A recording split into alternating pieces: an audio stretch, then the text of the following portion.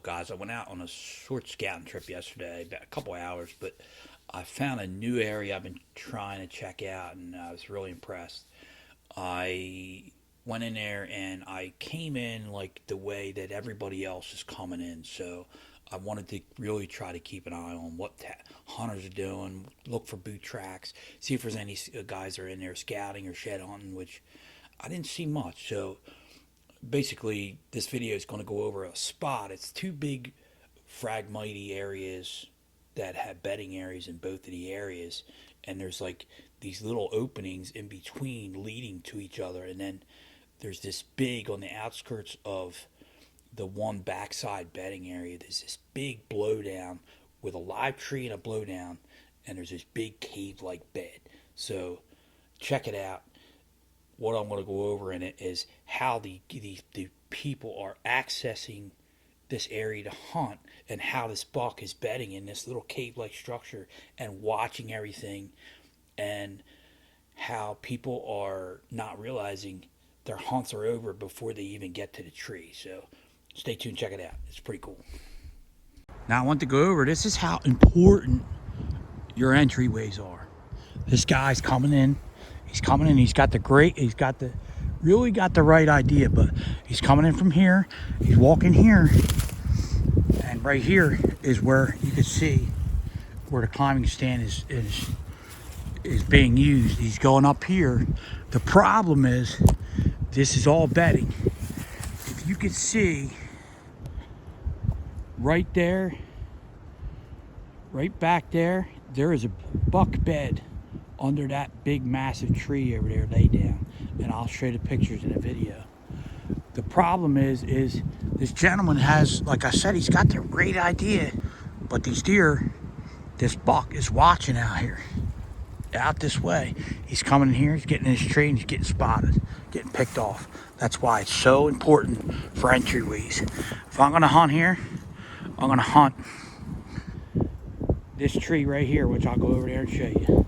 Plenty of cover. Now I'm in here, probably right in here, all hid back in this, probably in that middle one, and I'm facing probably that way because there's a lot of trails running through this frag, and then massive trail coming out of here, running down in there. There's trails kicking back that way, and this trail runs that way, and then it runs. You see where it runs under here?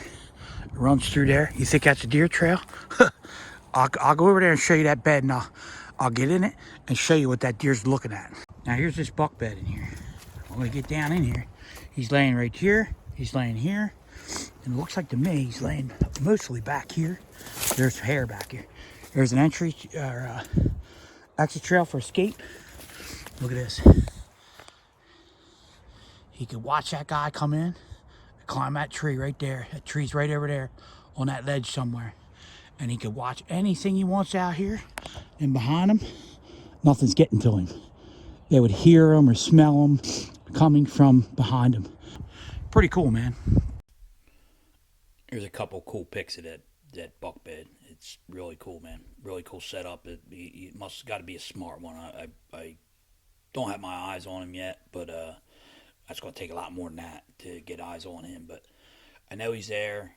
There's fresh hair in that bed, and the bed was had kick out marks, so I think he was actually watching that area when I came in there.